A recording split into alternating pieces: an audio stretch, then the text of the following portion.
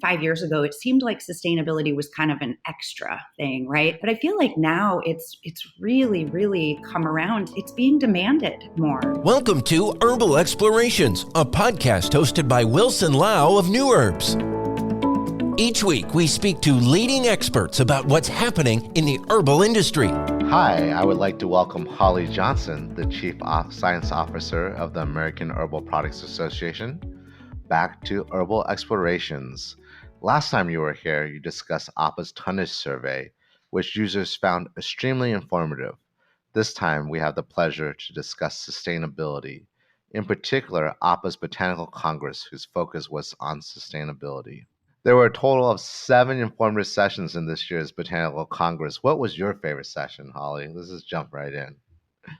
Okay, cool. Thanks so much for inviting me, Wilson. Always a pleasure to hop into your studio and chat botany and especially sustainability. So yeah, we had a really excellent Botanical Congress. It was now a couple months ago, but this is an idea we've had rolling around for quite some time in terms of really focusing in an entire day's worth of content on sustainability concerns. So I think out of those 7 sessions, it's always hard to pick a favorite. We had a lot of different topics, but I think probably my favorite one, because it informs so much of the work that I do every day, was the session on some case studies on actual crops, some of our favorite herbal medicines that have actually been already affected by climate change. We had 3 excellent speakers come and give from AHPA member companies and give some different examples of specific crops in the United States and globally that have been really already affected by climate change and these types of things. So I think that was probably my favorite session. Yeah, that session was one of my favorites as well. Bill did a great job moderating that session. I think it was called Climate Change is Real, and case studies on it. That was really great. What are some of the highlights and main takeaways that you had from this year? Yeah. Okay. So really great to kind of dig into those case studies. I think also one of the coolest sessions was where we featured youth climate activists, or just different young people that had been involved in fighting climate change and doing things in their own communities, and so that was really, really a highlight. It was cool to see some young voices, and again, Wilson, it's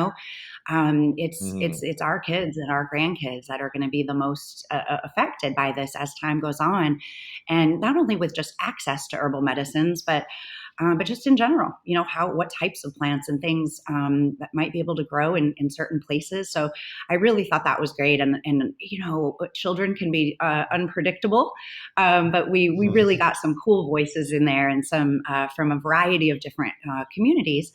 And, from kids in their own neighborhood that are just doing things that they're concerned about the environment, to actual activists who are working in communities specifically with these issues. So I feel like that was definitely one of the highlights of the day for me, was hearing from the youth and what they think about these issues and this ever emerging concerns around climate. Yeah, I think so too. I really liked to see that energy and enthusiasm that youth brings, and it's great to see how engaged they are in their own communities and the issues that they thought were important. And it was just, you know, a beacon of hope.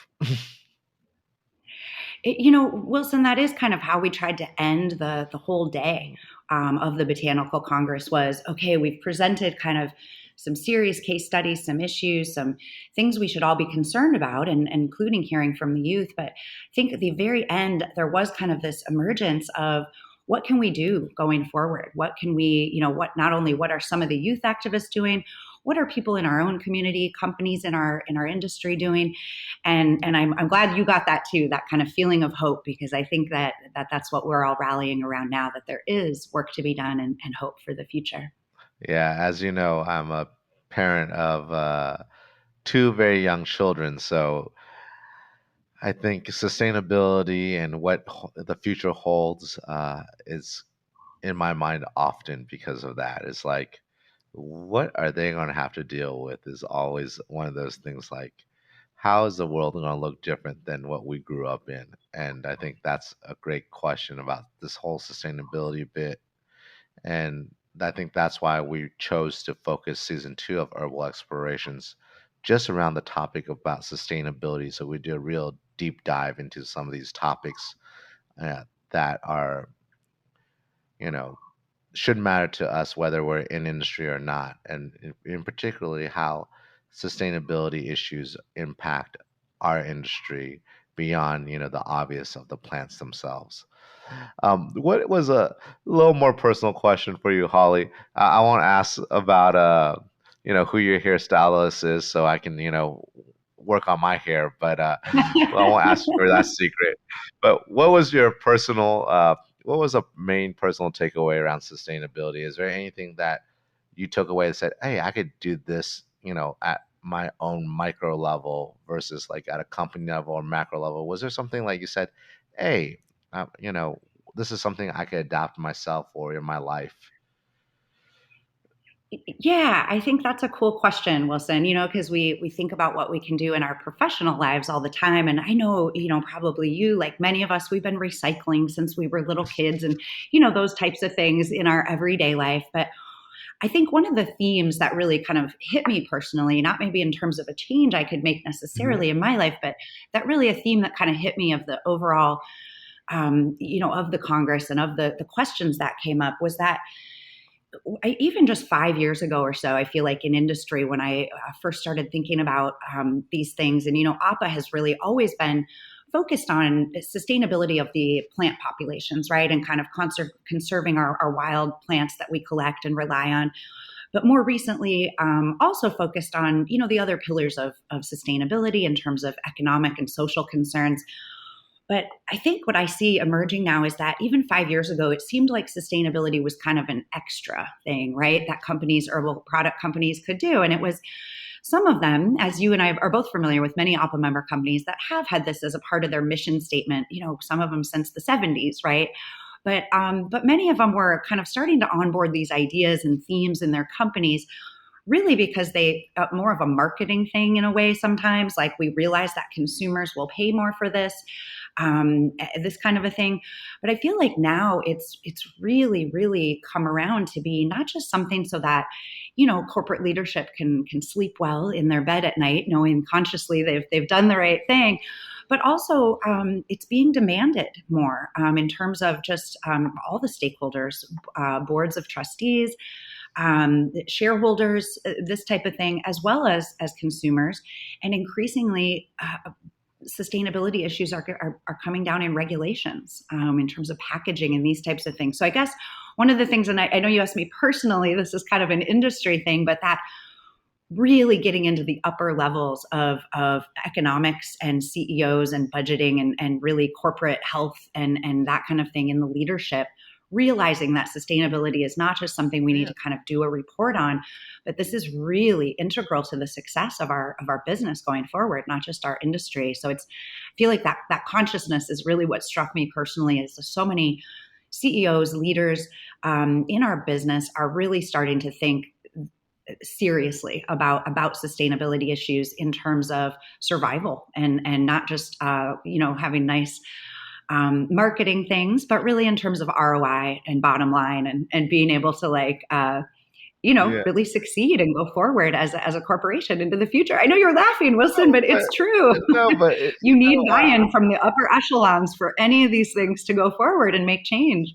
no, I'm laughing because what you say is so true, right? It's not about like the fancy reports and the, glossy marketing and, these things that, you know, we seen throughout the industry and whatnot, but it's one of those things that, hey, what are you doing, actually doing, and what is the ROI? And I think some of the things that we do, we may not have a good way to measure them as of today. So we just went Yeah, solar, fully solar at our building, our warehouse, New Herbs. And great. thanks. I think one of the things that through that process, you sort of look at energy, right? Consumption. And you're like, why is energy one of the first things most companies tackle? Well, because it's measurable. It's the ROI is known. there's so many tools, right? We all have, whether at our homes or businesses, we have these meters that tell us how much energy we use. Therefore, we Yeah. also say how much energy we saved or didn't use from the grid. And that equals, there's calculations where we plug into neat calculators. And so I think a lot of the things that are measurable because there's a complex ecosystem around it. And because of that ecosystem, um, some things are easier to do than others. I think, when you start talking about what's your carbon footprint out in the wild, meaning like in the world where things are not as easy and metered and neat, right? I was just thinking about this the other day. As we're thinking about scope one, scope two, and scope three emissions, right? And the hurricane hit Florida. And, you think about it, like what happens if a company goes on a generator for a week, a gas power generator for a week while, they're getting back up to their regular power sources, let's say solar, for example. Well, then your scope one emissions, which is your upstream emissions, will look different that year for that vendor. And are you able to really capture that in a easy or anyway, right? Like how does that change your calculation now? So I think a lot of this stuff um, will become more measurable as more tools are brought online, but I think it still will be a messy world. But we gotta do what we got. We gotta do the things that we think are important and will make an impact, right? Whether they're I, measurable I or think not. I think you're exactly right, Wilson, and that's what a lot of the kind of companies in the supplements industry right now are grappling with is how do we what do we do that's going to be worth it, that's going to really change things, but also how do we measure that and track that throughout the year. So like you said, there's the electric meter on the wall and you can say, okay, last December we used this much, this December we used this much, we're doing something good there, and that's good. But that's really one of the foci we've had in the AHPA Sustainability Committee is how do we help members learn how to measure these things, whether you're focused on, manufacturing, energy in a plant or something out in the wild. What impact do you have on the, ecosystem kind of thing. And I think we had some people come to the Congress that told us about projects they have going, kind of innovative things. And one of the things I learned, you hear about these tree planting activities, right? And you see on somebody's website, it turns out I use a cosmetic product that has one of these. And I didn't pay too much attention to it before I kind of started thinking about this issue. But, it says, okay, for every dollar you spend with us, one tree is planted or something. And I'm like, wow, I just spent $100 on cosmetics. That's a lot of trees. Okay. Or, I can't remember the exact equation. Yeah. But then you start digging deeper, and what does that mean? Like and I'm sure there's some planting organizations that are doing excellent work and some that are having efforts but may not be as really beneficial in the long run. So a company can claim, yes, this many trees planted, but if you just take a tiny little seedling and put it out there and you plant it, it probably got eaten that night. Does that actually turn into a tree? And, so what are the kind of things, and you can evaluate these different projects to try to make sure, you're putting your money or partnering with people that are really doing good work, and it's sometimes, Wilson, you're laughing again, but it's hard to tell sometimes, and I think many organizations are very well intentioned. But again, this is part of our job too, is trying to figure out how to invest it to really get to these goals, and to have, what does carbon neutral really mean? What are these carbon credits and how do you calculate that? And so this is going to be also an issue facing us going forward, is what type of metrics do we use? Is it, and are these metrics valuable and really, holding? Yeah, and I shouldn't play poker because I have no poker I face. know you got the worst poker face. But it's one of those things that it made, what you said made me giggle inside, and maybe not inside, maybe it was really outside and it just came out. But you're absolutely correct, right? Like, I was reading about, oh, this great, ability to take this drone and just do like this seed drop basically for trees, right? And that is could be counted as planting, I guess, right? And versus like what we do for our sister brand, New Traditions, where we plant a tree and we're planting a sapling, and the tree has to grow. Because it's part of other programs as well, but it's not a sapling. It's really like the tree's like this big already, like so it's going to take root and Right. whatnot, and we're actually growing it aside our ginseng. um so we know by the time we dig out the ginseng, that tree is rooted. So I think there's all sorts of definitions of it and what is the real impact of it. um it's one of those things, like these studies, and I always, and it makes me giggle too, because, and then not giggle but almost like pull my hair or lack of hair out in frustration, is because they're so specific to that microclimate and that location, right? If you do a study in Brazil about the carbon you're taking out and whatnot, is that same mathematics gonna work for someplace in northern China or in Eastern Europe? I'm not a Well, scientist, but I have my suspicions. well, yeah, or the Pacific Northwest of the United States or wherever. Yeah. And I think, yeah, that's going to continue to be an issue too, Wilson, as we've heard in some of those case studies where, crops that have been grown in a certain area for the past decades are now being affected by whether it be hotter temperatures, more rainfall, less rainfall, one of the many different things that affect, like you said, each different region differently. How do you adjust for that and plan going forward that you actually may have plants growing in areas where they didn't used to grow, right? And so whether it's stuff that we've cultivated for decades on end, that now the conditions are changing in those areas we've been cultivating, or things that we may be bringing from the wild into cultivation, what we used to get from wild populations.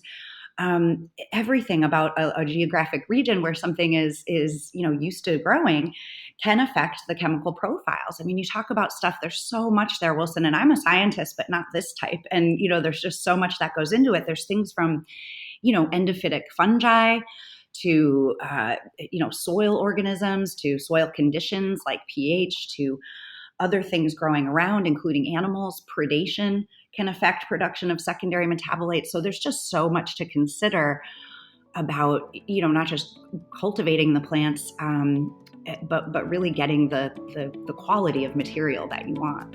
Yeah. Thanks for listening. To learn more about the business of herbs and botanicals, visit newherbs.com. To keep listening to great episodes, be sure to subscribe to this podcast in iTunes, Google Play, Amazon, or Spotify, and make sure to give us a rating too.